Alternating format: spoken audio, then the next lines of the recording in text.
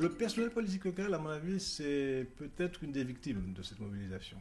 Je pense même que ce personnel a été marginalisé dans cette mobilisation. Je parle même de délégitimation du personnel politique. Parce que quand on écoute les représentants du LKP, et même les gens de la rue, on a le sentiment que les vrais représentants du peuple étaient dans la rue. En tout cas, c'était le LKP. Donc ce que je veux dire, voilà, c'est qu'il y a une marginalisation du personnel politique, mais je pense que ce personnel politique n'a pas su anticiper, il n'a pas su accompagner non plus le mouvement. Donc il me semble que ce n'est pas étonnant qu'il ait été délégitimé.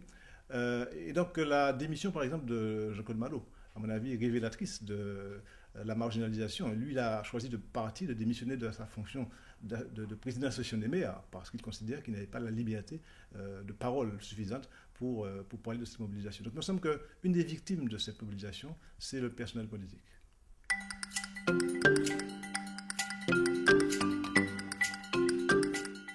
Alors, c'est une vraie question parce que la question du statut, l'aborder aujourd'hui, à mon avis, ça a deux sens. Soit on l'aborde parce qu'on considère que c'est le moment de l'aborder, soit on l'aborde parce qu'on veut effrayer.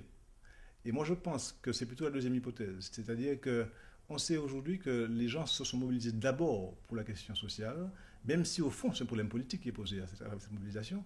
On sait aussi quel problème ça pose de poser n'importe comment la question statutaire. Donc il me semble qu'aujourd'hui, on a voulu peut-être démobiliser, ou en tout cas, on a voulu précipiter la question statutaire pour peut-être effrayer un petit peu. Donc, il me semble que dans tous les cas de figure, je ne suis pas sûr que la poser aujourd'hui dans ces conditions-là est une bonne chose.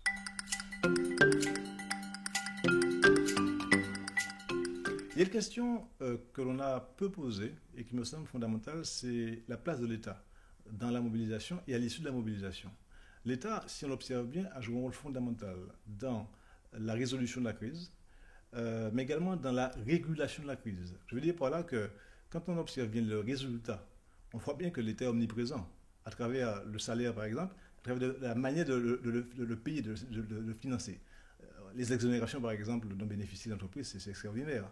Donc l'État est omniprésent sur le plan salarial, il est omniprésent sur le plan de la régulation du conflit, parce qu'en fait, c'est l'État qu'on a appelé pour solutionner la question, y compris son représentant, je veux dire en France, et y compris le chef de l'État. Et ça me semble une question importante. Je me demande si finalement, un des vainqueurs justement de la question n'est pas l'État, parce qu'il est présent en tant que pourvoyeur de ressources, mais c'est lui aussi qui règle le conflit. Et ça me pose un problème, parce que j'ai l'impression que depuis 1946, depuis la départementalisation, on n'avait pas vu un État aussi puissant finalement. D'abord, la notion même d'états généraux, il faut s'entendre dessus.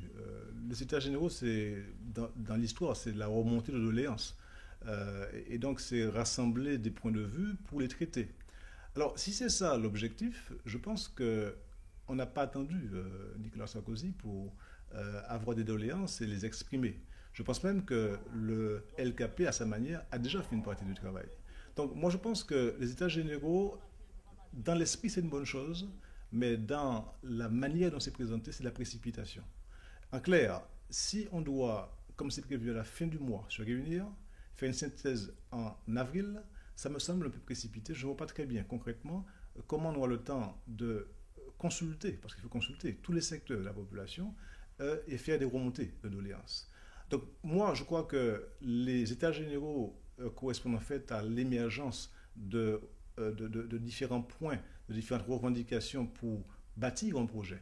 Et ça prend beaucoup plus de temps que 2 mois. Donc moi, je pense qu'il est peut-être discutable, dans ce contexte-là, et de cette manière-là surtout, d'organiser des états généraux tels qu'ils ont été présentés par le président de la République.